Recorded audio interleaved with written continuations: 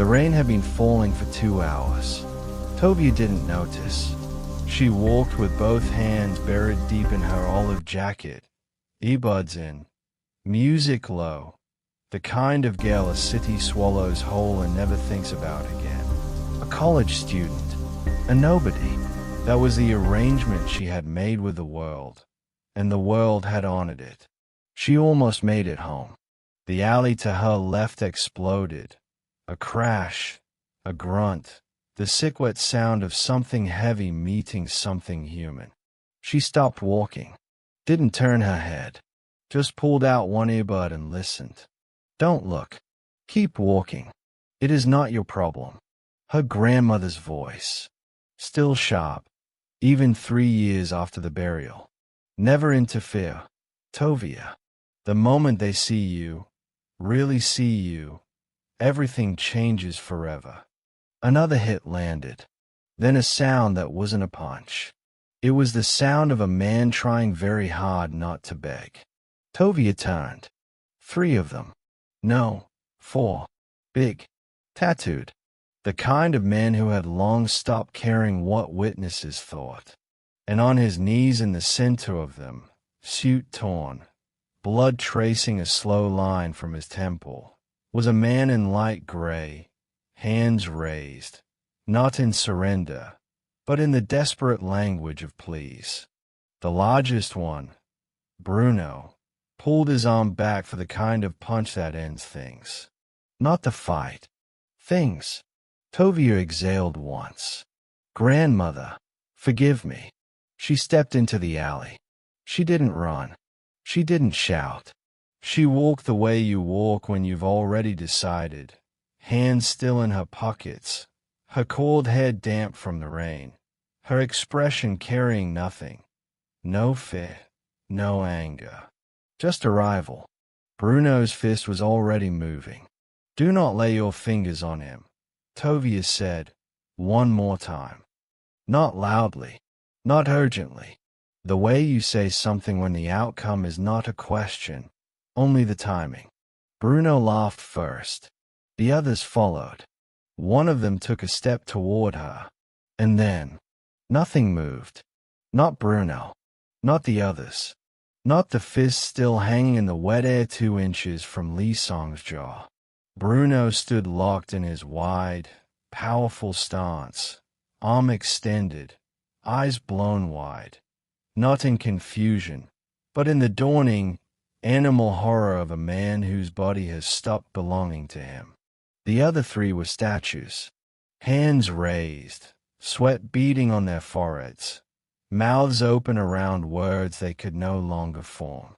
The only sounds left were the rain and Lee Song's ragged breathing. Tovia walked forward slowly.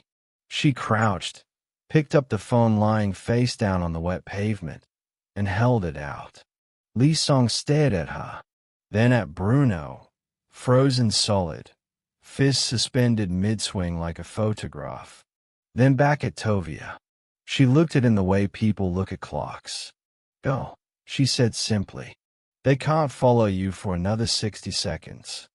He opened his mouth. 58, she said. He took the phone. He ran. Tovia straightened up, pulled her earbud back in, and walked out of the alley without looking back. Behind her, Bruno's arm was still raised. His eyes tracked her, the only part of him still able to move, and in them lived something that had never been there before. Not rage. Fear. Tovia had a system. It wasn't complicated. It didn't need to be. She woke at 6:15. She took the long route to campus. Not because it was scenic, but because it passed fewer people. She sat in the back row of every lecture. She ate alone. Not out of loneliness, but out of preference. The clean and deliberate kind that other people sometimes mistook for sadness and she never bothered to correct.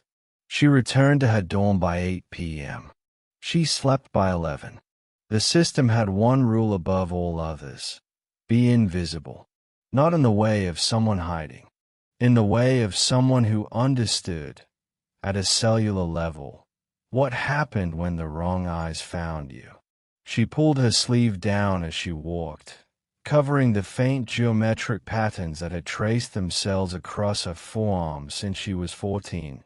Subtle, scar-like, barely visible in ordinary light. Barely. She had learned not to trust barely. Her grandmother had called them the lacing. Said it like it was sacred. Said it like it was a burden. Said it like it was both. This is not a gift, Tovia. It is a responsibility you are not yet ready for.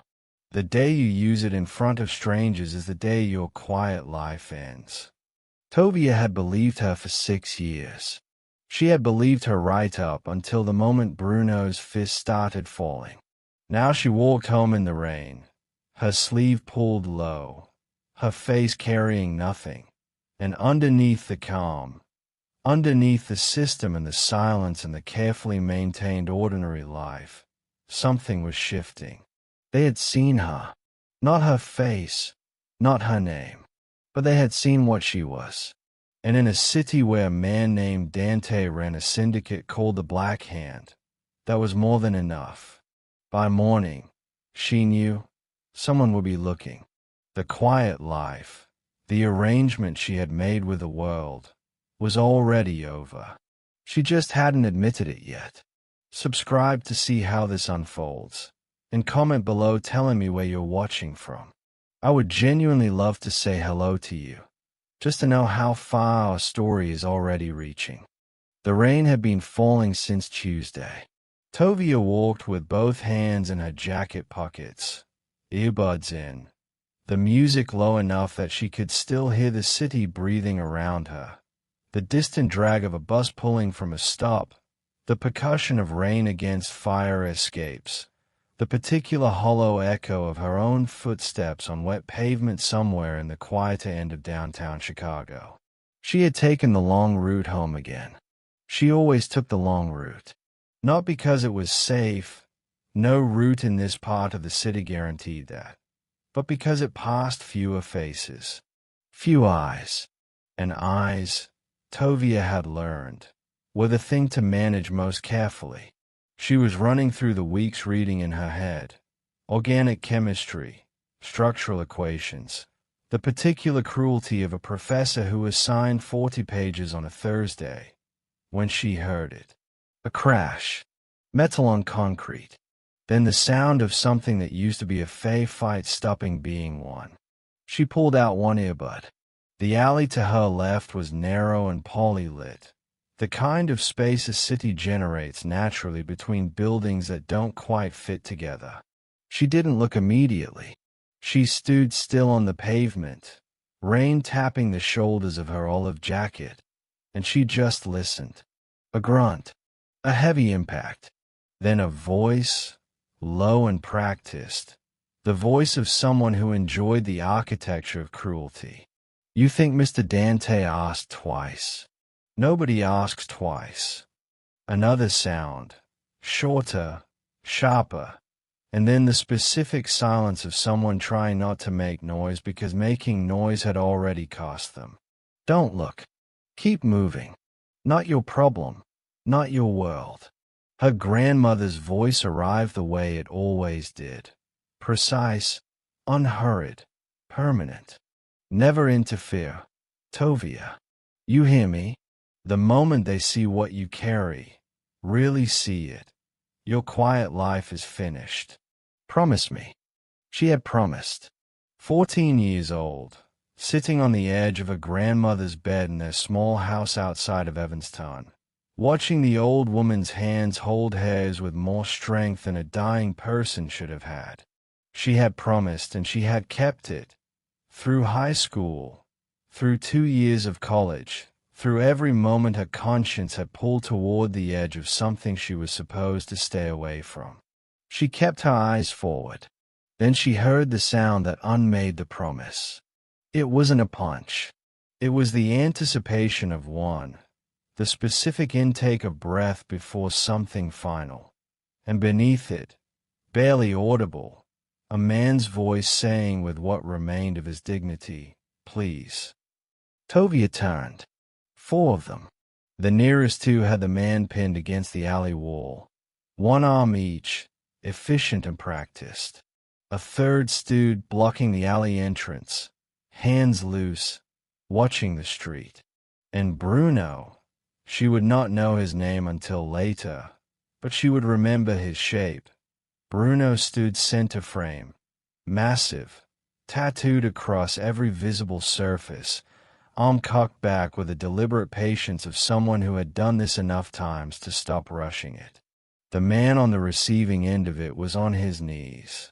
Light gray suit, expensive and ruined, blood already at his temple. One hand pressed against his ribs the way people hold things they're afraid of losing. Korean, early 30s, the kind of face that suggested a life built from precision, now reduced to the single raw project of surviving the next 5 seconds. Bruno's arm began to move. Tovia stepped into the alley. She didn't run. She didn't raise her voice. She walked the way you walk when the decision has already been made and the body is simply catching up, hands still in her pockets, her coiled hair collecting the rain, her expression carrying the specific blankness of someone who has stopped performing calm and simply arrived at it. "Do not lay your fingers on him," she said, one more time. Bruno stopped, not from the words, from something in the frequency beneath them, something that moved through the wet air of the alley and landed not in the ear but somewhere lower, somewhere older, where the body keeps its oldest instructions. He turned, looked at her, took in the oversized jacket, the cargo pants, the student standing in the rain like she belonged nowhere dangerous. Then he laughed, a short, dismissive sound, and turned back to finish what he started. Tovia exhaled and whispered the command. It wasn't a word anyone else would have recognized. It wasn't loud. It was barely breath. A sound her grandmother had taught her the way you teach someone the combination to something they're not supposed to open. A key pressed into her hands at 14 with both love and terror attached to it. The alley stopped. Bruno's fist hung in the air 2 inches from Lee Song's jaw, trembling with a kinetic energy that had nowhere left to go. His arm was locked, his stance frozen mid-weight shift, one foot still slightly lifted from the ground. His eyes, and this was the part Tovia could never fully prepare for, his eyes stayed open, moving, aware of everything and able to change nothing. The 2 men holding Lee Song were statues, hands still gripping, mouths open around words that had solidified before they could leave. The one at the alley entrance had turned to the sound of a voice and now stood with his weight on the wrong foot, permanently mid-turn, sweat already visible on his forehead despite the cold. The rain kept falling. It was the only thing in the alley still doing what it was supposed to do. Tovia walked forward slowly. She crouched, lifted Lee Song's phone from the wet ground where it had fallen, and held it out. He hadn't moved. He was staring at Bruno, at the suspended fist, at the frozen man, with the expression of someone whose entire model of how the world operated had just been quietly retired. Then he looked at her. She looked back with the patience of a person checking a clock. "Go," she said. "They can't follow you for another 60 seconds." He didn't move immediately. She had expected that. People never moved immediately. There was always the moment, the necessary, maddening moment, where the mind tried to file what the eyes had just sent it and found no existing folder. 55, Tovia said. That moved him. Lee Song took the phone. He pushed himself upright, one hand still pressed to his ribs, and he looked at her one more time. Not with the blank shock of before, but with something sharper now. Something that was already asking questions she did not intend to answer. "Who?" 50, she said. He went. Tovia straightened, pulled her jacket sleeve down over her left forearm, and turned to look at Bruno one last time. His eyes tracked her, unable to do anything else, and in them she saw the full inventory of what the freeze did to a person who had never been afraid of anything. It didn't break them. It didn't humiliate them. It installed something new and unwelcome into the deepest architecture of who they were. She turned and walked out of the alley. She was half a block away when she heard the sound behind her. The crash of 4 men releasing simultaneously from something they had no language for. The clatter of weight redistributing. Someone slamming into the dumpster they'd been frozen beside. A voice, Bruno's, raw in a way she suspected it had never been before. What just? She put her earbud back in. She didn't run. Running would have been visible. Running would have been a trail. She walked. Same pace. Same posture. Same hands in pockets invisibility she had been cultivating for 6 years. And she moved through the rain and the empty Thursday sidewalks of downtown Chicago until the alley was 12 blocks behind her. Only then, in the shadow of a building's entrance awning, did she stop and look down at her hands. The patterns were lit. Faint, barely more than the impression of geometry beneath her skin, but present, tracing the underside of her forearms in shapes that had no name in any language she'd been taught. Shapes that her grandmother had called the lacing with a reverence that contained equal parts love and grief. They pulsed once, twice, then faded back to the invisible state they lived in when she was calm. She was not calm. She pressed her back against the brick wall and stood in the dark for a long moment, breathing the way her grandmother had taught her. Slow, counted, deliberate. A method for closing what the command opened. 60 seconds was the window. Always 60 seconds. More than that cost something she couldn't afford to spend carelessly. Her phone was dry. She had kept it in her inner pocket. That was the kind of institutional instinct the system had built into her. The small, automatic preparations for the life she never intended to need. She went inside. The dorm room was exactly as she'd left it. Small, organized, deliberately unremarkable. A twin bed with plain dark sheets. A desk stacked with textbooks arranged by course. A single window that looked out over the service alley behind the building. She had chosen this room specifically for that window. Ground floor views made her uneasy. This was second floor, alley facing, with a clear line of sight to 2 exit points. Her grandmother would have approved. She locked the door. She locked it twice. The handle and the deadbolt she'd installed herself in September with the landlord's uncertain blessing. And then she sat on the edge of her bed in the dark, coat still on, and waited for her hands to stop. They stopped after about 4 minutes. She pulled off her jacket and held both forearms under the desk lamp. The lacing was visible now in the yellow light, faint silver-gray lines tracing outward from her inner wrists. Branching at the crook of her elbow, detailed the way circuitry is detailed, purposeful and cold. They had appeared the night her grandmother died. Not gradually, all at once, as though they had been waiting for permission. She had screamed the first time she saw them. 3 years later, she mostly managed not to think about what they meant. She pulled her sleeves back down, pressed the heels of her hands against her eyes, and ran the evening in order, the way she processed everything, sequentially, without editing, looking for the damage. 4 men. All 4 had been present when the freeze triggered. All 4 had seen her face. The man in the gray suit had seen her face. The alley had a camera. She'd clocked it on the way in. A city maintenance unit mounted above the dumpster, angled slightly down and left. Depending on the resolution and the angle, it may have captured her entrance, her posture, the moment Bruno froze. It would not have captured the command. You couldn't film a whisper, but it would have captured the outcome. And the outcome, she knew, was not something a careful person watched once and forgot. Her grandmother had been right. Of course she had. She was always right about the things Tovia most needed her to be wrong about.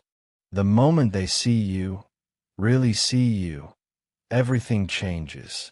She reached under her mattress and checked the small gray notebook she kept there. Handwritten, in a shorthand only she could read, containing the 3 things she'd been taught to do if exposure ever happened. Her grandmother had made her copy them out until they were muscle memory. She read them. She closed the notebook. She put it back. Then she lay on top of a made bed, still dressed, still in her boots, and stared at the ceiling for a long time. Somewhere across the city, 4 men were processing something that had no category, and one of them, she suspected, was not the kind of man who processed things quietly. She would need to be somewhere else before he finished. She closed her eyes. She did not sleep. Bruno didn't sleep either. He sat in the back corner of the Black Hands operations space, a converted warehouse unit in the Pilsen district that smelled of cigarettes and the particular industrial solvent the previous tenants had left behind, and he did not speak, which was unusual enough that 2 of Dante's other lieutenants had noticed and quietly moved to the other side of the room. He replayed it on a loop, not because he wanted to, because his brain refused to stop. The girl, the alley, the air going solid around him like something had reached into the physical laws of the world and pulled the pause lever. The feeling, and this was the part that lived lowest in him, in the place where Bruno Reyes kept the things that frightened him and refused to label, the feeling of complete and total helplessness in a body that had never been helpless. His arm had been raised. He had known exactly where he was, exactly what he was doing. He had just been unable to do it, as if the instruction from his brain had left and simply never arrived. He had not told Dante this part. He had told Dante there had been an interference, an unknown party, possible weapon. He was not ruling out a weapon. Dante had looked at him for a long moment with the flat, focused attention of a man who treated all information as intelligence and all intelligence as leverage. Weapon, he had said. What kind of weapon stops 4 people simultaneously without a sound? Bruno had not answered. Dante pulled the footage himself. He had a contact inside the city maintenance unit who had been on the payroll for 2 years.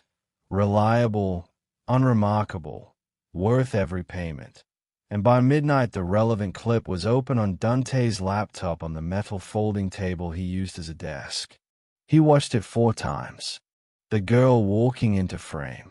The posture, unhurried, hands in pockets, the body language of someone arriving rather than attacking. The moment she spoke, visible in the slight movement of her jaw, nothing more. And then the freeze. Clean. Instantaneous, no projectile, no device, no gap between her speaking and his men becoming furniture. He scrubbed back, watched her walk in again, pause on the frame where she looked at Lee Song, then the frame where she looked directly, briefly, with total calm, into the camera. He paused there. He was not a man who frightened easily. Dante Rourke had built the Black Hand from a 2-block operation into a syndicate that touched 7 Chicago districts through a combination of intelligence, patience, and the specific quality of menace that came from never being impulsive. People feared him because he was never reactive, because he collected information the way a glacier collected stone, slowly, completely, without drama. But the girl in this frame, standing in a wet alley with 4 of his best men immobilized around her and not 1 degree of fear on her face. He closed the laptop, opened it, watched it again. "Find her," he said. He didn't raise his voice. He didn't need to. The 2 lieutenants across the room straightened immediately. "I want her name, her address, and wherever she goes between the hours of 7 in the morning and 9 at night. I want it before the weekend." He paused, studying the frozen frame one final time. Lee Song is secondary. He was always a transaction. His finger touched the screen briefly. She is something else entirely. He closed the laptop. "Don't touch her when you find her. Don't speak to her. Don't let her see you." The room understood why without being told. She saw him from across the quad on Friday morning. Lee Song was not difficult to spot. He was wearing another expensive suit, this one charcoal, and he was standing on the east side of the campus courtyard with the stillness of someone who had already identified her location and was waiting to see if she would acknowledge it or change direction. His left hand was in his pocket. His right hand held a coffee he wasn't drinking. The bruise at his temple had darkened to a deep, serious purple. Tovia kept walking toward the Sciences building. He fell into step beside her at the edge of the courtyard without rushing to catch up, which told her he had timed his position carefully. "I'm not here to cause problems," he said. "You already have," she said. A pause. To his credit, he didn't argue it. "I want to say thank you." Properly. His English was precise, the accent softened by what sounded like years in the States. "I've been trying to find the appropriate way to. You shouldn't have found me at all." "I know. I'm sorry." He said it without deflection, which was unexpected. Most people apologize to fill space. He apologized like he meant it to land. "It took me 2 days.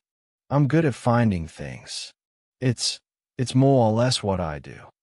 She stopped at the building entrance, turned and looked at him fully for the first time in daylight. He was watching her with an expression she recognized, the sharp, cataloging attention of someone whose mind was already 3 steps ahead, already building a model, already filing what he was seeing into categories she hadn't authorized. "What do you want?" she said. "To help you." He pulled a slim card from his jacket and held it out. No logo, just a number. Money, resources, security, connection, whatever it is you need. I have access to most of it, and I owe you more than I can calculate at the moment. She didn't take the card. "I don't want your money," Tovia said. "I don't want your resources or your connections." She held his gaze. "I want you to forget me. My face, this campus, whatever you think you figured out in that alley. All of it. I want it gone." Lee Song was quiet for a moment.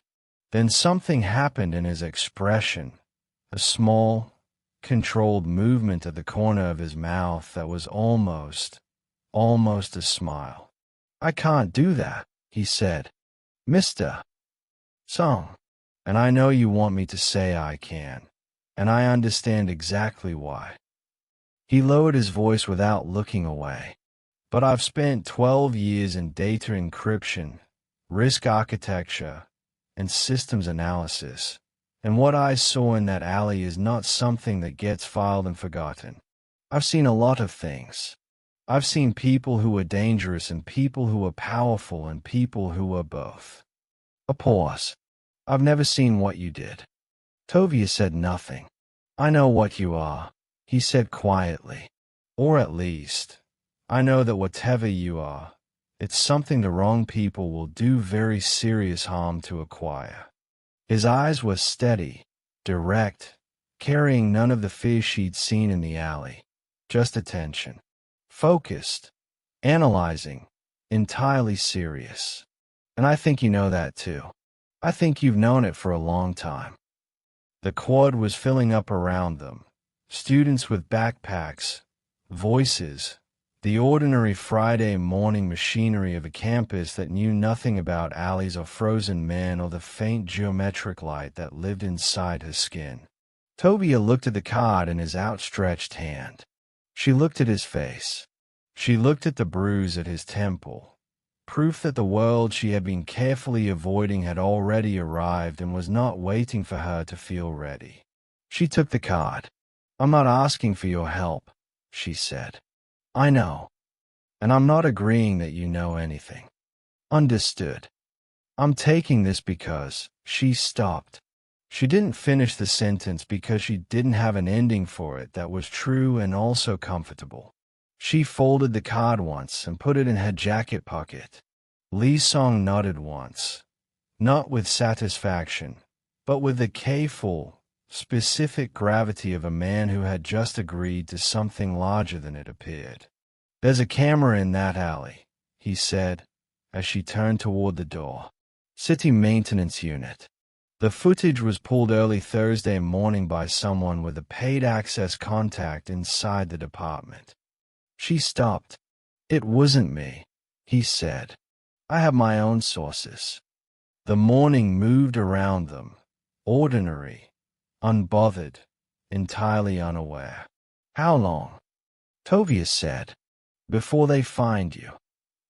He considered it with the same unhurried analysis he'd given everything else. "If whoever pulled that footage is good, and the people who wanted me in that alley are good, I'd say you have until Sunday. Maybe Monday if you're careful." She let the door close without going inside.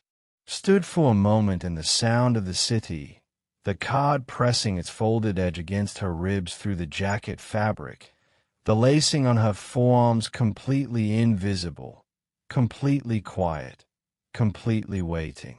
Sunday. She pulled out her phone and looked at it for a long moment.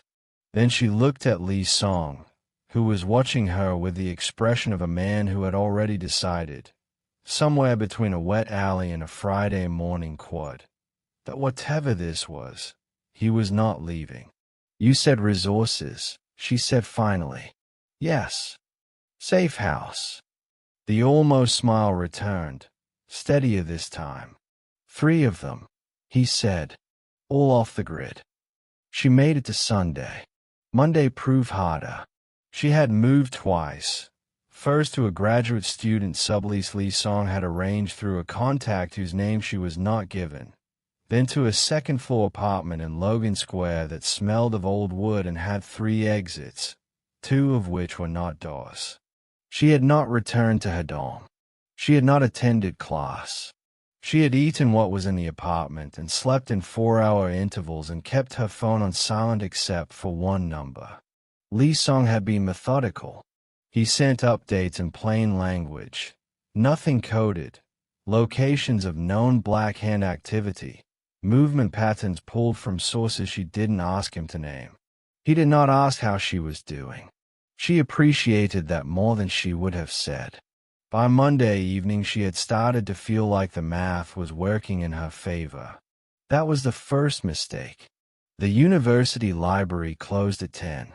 She had gone because she needed a specific bound thesis from the physical archive, something no digital access could replace, and because she had convinced herself that a public building with 2 security guards and 100 students was the last place Dante's people would move on her. She was in the East Reading Room, 3rd table from the back, when she noticed the exits change. Not blocked, just occupied.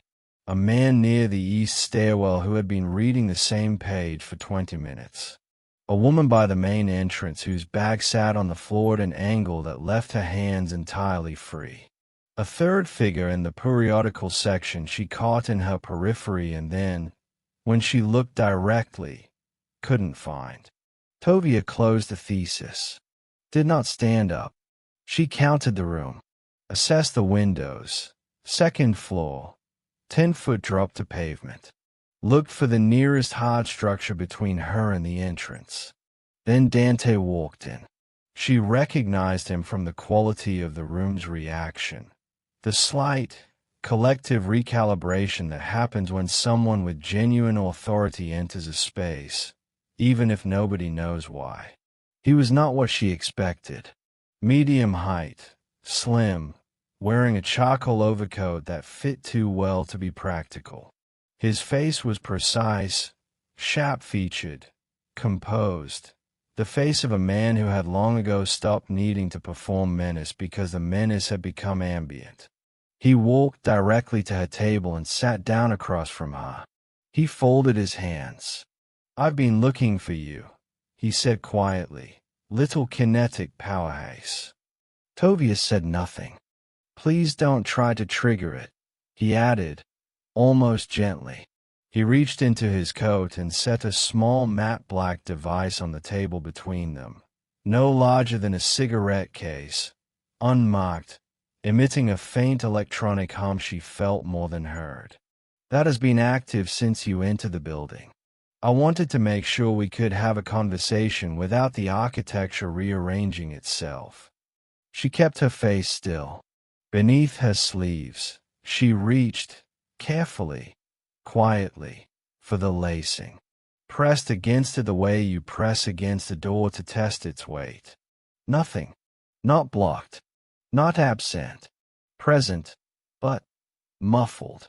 Like a voice behind thick glass. Like trying to start an engine with the fuel line pinched. She retracted the attempt before he could see it register on her face. "What do you want?" she said. The same thing anyone with resources and sense would want after watching that footage. He studied her with the flat, unhurried attention of a collector examining something new. "To understand you. To understand what you carry and how it works and whether it can be," he paused, "replicated. It can't. You don't know that. I do." He tilted his head slightly. "Then I want to confirm it. Scientifically." He said the word with complete seriousness. "You'll come with me. You won't be harmed. You have my word, which in my world carries a specific and bankable weight. And if I say no..." His expression didn't change. "Then my people in this room will demonstrate that the device on this table is not the only variable I've introduced to your evening." She looked at the device. At the room. At the 4 occupied exits. She stood up slowly. "Good," Dante said. He picked up a device and pocketed it. "I'd expected more resistance." "You'd have preferred it," she said. Something moved in his expression. Brief, almost appreciative. He gestured toward the exit.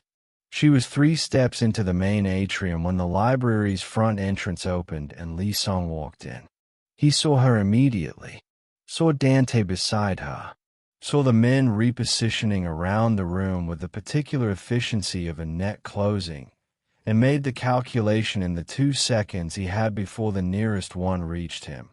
And he came forward anyway. She watched him try. He was not without capability. He moved with the focused, practical efficiency of someone who had once known how to be in a fight and had kept enough of it to matter. He put one of Dante's men on the floor before the second one brought him down from behind, and even then he was still trying to get upright when the third one pinned him. "Song," Tovia said. One word. Flat. He stopped. Dante looked between them with renewed interest. "Bring him," he said. The warehouse was in the industrial corridor west of the river, a 40-minute drive in a vehicle with blacked-out windows that told her nothing about the route. She sat with her hands in her lap and the device humming in Dante's coat pocket and the lacing completely silent beneath her skin. And she thought carefully. She thought about the device. Its range. Whether its disruption was omnidirectional or focused. Whether proximity to Dante meant proximity to the field, and whether distance from the device, even 2 meters, 3, would give her anything back. She thought about Lee Song sitting across from her in the dark vehicle with a cut above his eyebrow and both hands cable-tied in front of him, watching her with an expression that was not fair. The warehouse was large, deliberately underlit. Equipment she didn't recognize lined one wall. Medical adjacent, sterile and cold. There was a chair that was not the kind of chair you sat in voluntarily, fitted with restraints that looked purpose-built. Beside it, a standing apparatus with a central core she recognized from Lee Song's briefing. The kinetic pulse device. larger than she had pictured, quieter. Dante was thorough. She gave him that. She was restrained. Lee Song was placed against the far wall, cable tied to a structural column, close enough to watch, far enough to be leverage. Two of Dante's people began setting up equipment near her chair. Instruments, tablet, a prepared line she assumed was meant for cell sampling. She recognized the gestalt of the work. This was not improvised. This had been planned, resourced, and rehearsed. He had been ready for her before he found her. She stopped looking at the equipment and started looking at Dante. He was standing 12 feet away, directing the setup with the minimal language of someone who had briefed this team thoroughly. His coat was on a hook near the east wall. The device was in the coat. 12 feet. She reached for the lacing again, gently, the way you test a wound, and felt it still muffled, still present, still waiting. The field from the device in his coat reached her clearly at 12 feet. She needed 8, maybe 7. She watched the room, watched the rhythm of the team moving around her, watched Dante's attention move between the setup and his tablet. Lee Song was watching her. She didn't look at him. She looked at the cable restraint on her left wrist and applied pressure in the specific direction her grandmother had shown her, not against the restraint but into the bracket mechanism, the way kinetic energy moved through joint materials. It cost her, without the freeze to channel through. She was working with residual lacing, the trace current that lived in her skin even when the command was unavailable. It was like using the memory of fire instead of the fire itself. It burned from the inside, and it was slow. The bracket gave on the third press. She didn't move her hand. She waited until Dante stepped toward her chair to review the setup and came within 9 feet. Then she came out of the chair. She crossed the distance before the nearest guard's weight had shifted. She hit Dante's coat hook with enough force to knock it from the wall, and the coat hit the floor, and she kicked it, once, hard, toward the far corner, putting 20 feet between herself and the device. The lacing lit up like voltage. Not full, not the freeze. There wasn't enough left in her for that. But current. Moving, directional, hot. She put both palms flat and pushed it outward in a shockwave that caught the 4 nearest people in a rolling pressure wall and moved them backward with enough force to reintroduce them to the far wall. She turned toward Lee Song, and the lacing across her forearms traced bright in the warehouse dark, and she pressed her palm flat against the cable at his wrists and let the current find the material. It gave, and then her legs stopped working correctly. She caught herself on the column. Lee Song's hands closed around her arm before she finished falling, his grip solid and immediate, and she leaned against the structural steel and breathed through what felt like every circuit in her body attempting to recalibrate simultaneously. "I've got you," he said. "Don't," she said, "make it sentimental." Dante had recovered. He was across the warehouse, blood on his lip from the pressure wave, and the expression on his face had shifted past analysis into something colder and more final. He crossed to the kinetic pulse device and placed both hands on the primary control.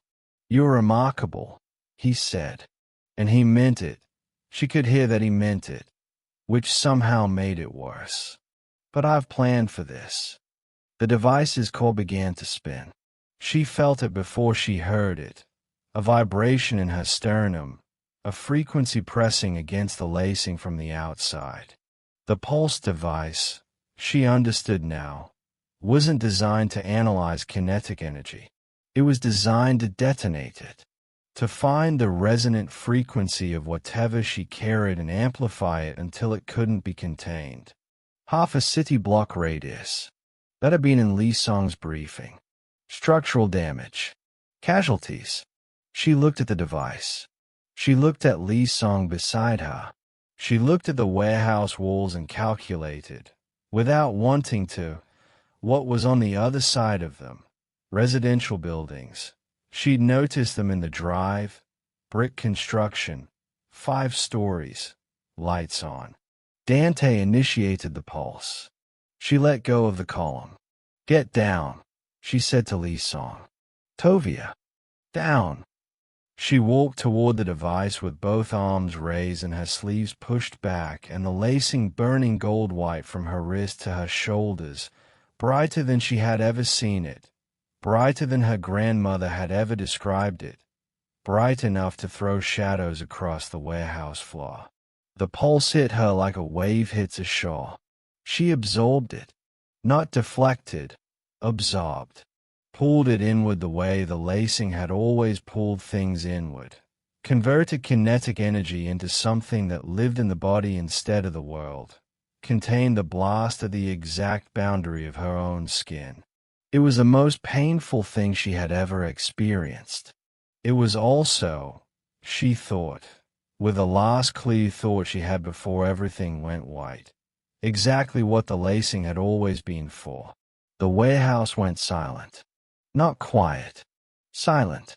The specific silence of a space from which all sound has been removed simultaneously. The silence that follows something that should have been catastrophic and wasn't. Dante stood at the device. His hands were still on the controls. His face had arrived somewhere past shock, past analysis, in a country that had no name yet. The territory a man enters when the thing he has spent considerable resources preparing for has just rendered itself and his entire framework completely obsolete. His men were still, not frozen, just motionless in the way people are motionless when they have nothing left to perform. Li Song was on his feet. He moved first, crossed the floor to where Tovia had fallen and crouched beside her, one hand on her shoulder, the other finding her wrist. She was breathing. He confirmed that before anything else and let the confirmation settle through him like something he needed to feel in order to continue functioning. She was unconscious. Her arms, both of them, lay against the concrete floor with the sleeves pushed back, and the lacing that had always been silver gray and faint was now gold. Not glowing, not lit from within. Simply gold, the way a scar is gold after it has finished becoming something permanent. The patterns tracing from her wrists to her shoulders in brilliant, complete, unhurried detail. Li Song looked at it for a long moment. Then he looked up at Dante. Dante was still standing at the device. He had not moved. The expression on his face was not one Li Song had ever seen on a man like him. Not defeat, exactly, but the specific quality of a person who has just watched their ceiling become a flaw. "Call your people off," Li Song said. His voice was quiet. He did not raise it. He did not need to. Dante looked at Tovia, at the gold, at whatever calculation was running behind his eyes. Then he stepped back from the device and set both hands at his sides. He didn't speak. He didn't have to. Li Song looked back down at Tovia. She was still, breathing slow and even, her face carrying the same calm it always carried. But underneath the calm, for the first time since he had seen her in the alley, something that looked less like control and more like rest. Like a person who has finished carrying something enormous and been permitted, finally, to put it down. He stayed where he was. The warehouse held its silence around them, and Dante's men held their positions, and the city outside the walls continued its ordinary business completely unaware of what had just been contained inside them. And Li Song kept his hand on her shoulder and waited, without moving, for her to come back. This is where it begins. Subscribe to see how this unfolds, and comment below telling me where you're watching from. I would love to say hello to you, just to know how far our story is already reaching.